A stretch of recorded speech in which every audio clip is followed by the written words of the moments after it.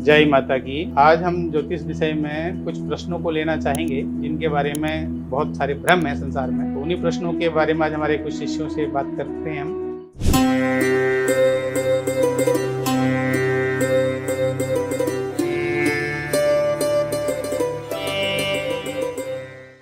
आपके प्रश्न बताइए, कैसे आप क्या पूछना चाहते हैं? प्रणाम आचार्य जी। आचार्य जी, मैं कर्म और भाग्य के बारे में आपसे पूछना चाहता हूँ। जब कर्म ही करके आगे बढ़ना है तो भाग्य के भरोसे इंसान क्यों बैठा रहे? और कहते हैं कि भाग्य ही फलता है, तो कर्म करने की आवश्यकता क्या है? तो भाग्य और कर्म की व्यवस्था समझना चाहते हैं। देखिए, भाग्य और कर्म दोनों एक दूसरे के पर्यायवाची हैं। कर्म और भाग्य ऐसे ही है जैसे एक दूसरे के बगैर उनकी पूर्ति नहीं हो सकती। हमेशा भाग्य कर्म से बोलता है कि आपसे मैं एक कदम पीछे हूँ, यानी कि कर्म 1.5 कदम होगा तो भाग्य 1 कदम पीछे है, और कर्म 1 कदम आगे चला, 2.5 कदम चला तो भाग्य उससे 1 कदम आगे चला जाता है। 1.5 कदम में कर्म है तो भाग्य 1 कदम पीछे है, भाग्य आगे बढ़ा तो 1 कदम आगे चला जाएगा। तो भाग्य और कर्म की व्यवस्था ऐसे ही है कि बिना कर्म करे इंसान का भाग्य नहीं बन सकता। भाग्य तब फलेगा जब आप कर्म करेंगे, और कर्म करते हुए भी आपका भाग्य तब सफल होगा जब आप उस कर्म को अच्छे से करें। जैसे मान लीजिए एक व्यवस्था है, एक लेबर है जो एक दिहाड़ी मजदूर, दिन भर कर्म तो वह भी कर रहा है, शाम के समय उसको एक गिनी चुनी व्यवस्था के तहत उसको धन मिलता है, और उसके बाद भी उसके लोग काम से संतुष्ट नहीं होते हैं। लगभग कुछ लोग यही बोलते थे कि आज तुमने इतना ही काम किया। तो कर्म तो उसने भी किया, कर्म एक मिस्त्री भी कर रहा है जो उससे ज्यादा पैसे ले रहा है मगर थोड़ी सुविधाजनक तरीके से कर रहा है, और कर्म एक सुपरवाइजर भी कर रहा है जिसको पैसे और ज्यादा मिल रहे हैं पर उसकी सुविधा उससे और उसके लिए और सुविधाएं हैं, उसको आसान है, उसके लेबर वर्क नहीं है उसके साथ। अब यहाँ आती है भाग्य और कर्म। तो कर्म ही भाग्य को आगे बढ़ाता है। भाग्य के बगैर कर्म नहीं है, कर्म के बगैर भाग्य नहीं है। अगर कर्म करने के बाद भाग्य फलता है तो वो आपके लिए स्थायी रहेगा। पूर्व जन्मकृत कर्मों के कारण से भी इस जन्म में कुछ लोगों को कम मेहनत करके ज्यादा फल मिलता है। और इस चीज में शनि जो है, शनि ग्रह कर्माधिकारी यानी कि जज, आपके 9th और 10th हाउस से 9th और 10th भाव को काल पुरुष की कुंडली मेष लगन की है। उस मेष लगन की कुंडली में शनि को 9वां घर, 10वां घर और 11वां घर मिला हुआ है। 10th भाव और एकादश। 10th भाव क्या है? कर्मा। एकादश भाव क्या है? लाभ, प्रॉफिट। तो कर्म करेंगे तो लाभ मिलेगा, तो कर्म करेंगे तो भाग्य बढ़ेगा। लाभ होगा तो कर्म नहीं करेंगे ना, कर्म करके तो लाभ हुआ। तो कर्म और भाग्य एक दूसरे के पर्यायवाची हैं। इसमें आपको कर्म करना ही पड़ता है तभी भाग्य जल्द आगे बढ़ेगा। भाग्य के भरोसे भी नहीं बैठना। ज्योतिष में कहीं ये नहीं कहा गया कि आप भाग्य के भरोसे रहें। ज्योतिष में तो ये बताया गया कि जिस दिशा को आप चल रहे हैं उस दिशा में आपको सहजता से आगे बढ़ जाए, और जो वायु है, हवा है, वो आपके पीछे से आपको सपोर्ट करे। विपरीत दिशाओं में न जाए जिन दिशाओं से आपको लाभ न मिले, अर्थात वह कार्य न करे जो आपके लिए निर्देशित ज्योतिष के द्वारा नहीं है। तो कर्म और भाग्य एक दूसरे के पर्यायवाची हैं। बिना भाग्य के कर्म नहीं है और बिना कर्म के भाग्य नहीं है। कर्म ही भाग्य को बनाता है, सीधी संबंध है दोनों के। यह इसका आपका सरल सा उत्तर है, और इसकी विशिष्टता में जाएंगे तो ये अपने आप में बहुत बड़ा प्रश्न हो जाएगा। और क्या जानना चाहते हैं, और कोई विषय आपका इस विषय में और है तो उसके बारे में बात करें हम आगे। जी आचार्य जी। आचार्य जी, किन ग्रहों के कारण हमारा मन विचलित रहता है? आजकल के जो भी यंगस्टर्स हैं, मतलब सबके मन बहुत भटके हुए हैं, कंफ्यूज से रहते हैं। तो किन कारणों से हमारा मन विचलित होता है? उनमें कौन से ग्रह कारण बनते हैं जिनके कारण हम इतने ऐसी कंफ्यूजन में जीते हैं?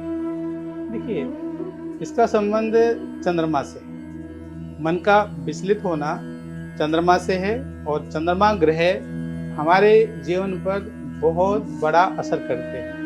27 नक्षत्र हैं, और वह 27 नक्षत्रों में चंद्रमा हर दिन एक नक्षत्र में विचरण करते हैं। अगर हम शास्त्रीय बात करें, वैदिक परंपरा वाली बात करें, पुराणिक कथाओं पर जाएंगे तो कहते हैं कि ब्रह्मा की 27 पुत्रियां थी, जिनके नाम थे अश्विनी, भरणी, कृतिका, रोहिणी, मृगसरा, आद्रा, पुनरुको, कुक्य, अश्लेषा, मघा, पूर्वा फाल्गुनी, उत्तरा फाल्गुनी, हस्त, चित्रा, स्वाति, विशाखा, अनुराधा, ज्येष्ठा, मूल, पूर्वाषाढ़ा, उत्तराषाढ़ा, श्रवण, धनिष्ठा, सद्विषा, पूर्वा भाद्रपदा और रेवती। ये 27 कन्याएं थी ब्रह्मा जी की। और वो ब्रह्मा जी की 27 कन्याओं का विवाह उन्होंने कर दिया चंद्रमा जी से, चंद्रदेव से। मगर उनको सबसे ज्यादा प्रेम था रोहिणी से। रोहिणी से बहुत प्रेम होने के कारण से वो रोहिणी के पास समय ज्यादा बिताया करते हैं। ये जो पौराणिक कथा है हम उसके बारे में बात कर रहे हैं। आपके प्रश्न का इसमें उत्तर भी आएगा। तो अब उस रोहिणी से उनका इतना प्रेम था, अन्य कन्याओं को चंद्रमा ने उपेक्षा करी, उनके साथ समय नहीं दिया, उनका ध्यान नहीं रखा। उन्होंने जाकर के ये अपनी शिकायत कर दी ब्रह्मा जी से। और ब्रह्मा जी को बहुत अच्छा नहीं लगा, बुरा लगा बहुत। उन्होंने समझाया चंद्रदेव को कि देखो आपके साथ हमने अपनी 27 पुत्रियों का विवाह किया है, तो आपको सबका ध्यान रखना चाहिए। एक बार समझाया, 2 बार समझाया, 3 बार, चंद्रमा के समझ में की बात नहीं आई। तो आखिरकार क्रोधित होकर ब्रह्मा ने श्राप दे दिया चंद्रमा को, जाओ तुम जो है क्षीण हो जाओ। तो चंद्रमा बहुत दिव्य तेज लेके, सूर्य का सीधा प्रभाव चंद्रमा में पड़ता है, प्रकाश दिव्य तेज वाले, वो क्षीण होते चले गए। तो अब उस क्षीणता के मतलब है कि उनको जो आज के हिसाब में बोलते हैं ना कि जैसे टीवी का रोग होता है क्षय रोग, वो क्षय रोग हो गया, तो क्षीण होते चले गए। अब उस क्षीणता की वजह से वनस्पतियों में दिक्कत आ गई। संसार में वनस्पतियों को, औषधियों को कोई तेज अगर पुष्ट और हृष्ट करता है तो वो चंद्रमा का तेज। अब चंद्रमा का तेज क्षीण होने से वो औषधियां दिक्कत आ गई, संसार में परेशानियां शुरू हो गई। वो फिर चंद्रमा ने भगवान शिव की उपासना करी और शिव जी ने फिर बोले मैं श्राप नहीं काट सकता, तुमने अनुचित तो किया है, अब तुम हमसे ये प्रतिज्ञा करोगे तुम सबके साथ बराबर का नियम निभाओगे। तो उन्होंने क्या किया कि 15 दिन क्षीण हो गए और 15 दिन पूर्ण हो गए और तुमको रहना सके। वो क्या पर गई? अमावस्या और पूर्णिमा। तो चंद्रमा प्रतिपदा से अमावस्या तक क्या है? क्षीणता की तरफ, और अमावस्या से के बाद प्रतिपदा से पूर्णिमा तक पूर्णता की तरफ चले जाते हैं। तो वैसे ही ये इसका सिद्धांत ये है कि शुक्ल पक्ष की अष्टमी से लेकर के अंधेरे पक्ष की अष्टमी तक चंद्रमा बढ़ते और घटते हैं। और अष्टमी से क्षीण होकर के शुक्ल पक्ष की अष्टमी, अमावस्या को पूरी तरह क्षीण होकर अष्टमी शुक्ल पक्ष तक वो वहीं पहुंच गए जहां से शुरू हुए। तो चंद्रमा की गति हो गई क्षीणता और पूर्णता की। अब उस कारण से, अब एक आपने देखा होगा ना कि समुद्र में ज्वार भाटा आता है, हमेशा कब आता है? पूर्णिमा के आसपास। तो चंद्रमा तक पूर्णता से, चंद्रमा का क्षेत्र बढ़ जाता है, अर्थात धरती के बहुत समीप आ जाता है चंद्रमा, जिसके कारण से वो जल को खींचता है, उसमें घर्षण होती है। और उस जल के कारण से समुद्र में भी पूर्णिमा के आसपास, जब अंग्रेजी में फुल मून बोलते हैं, उसके आसपास में समुद्र में ज्वार भाटे बड़े तेज आते हैं।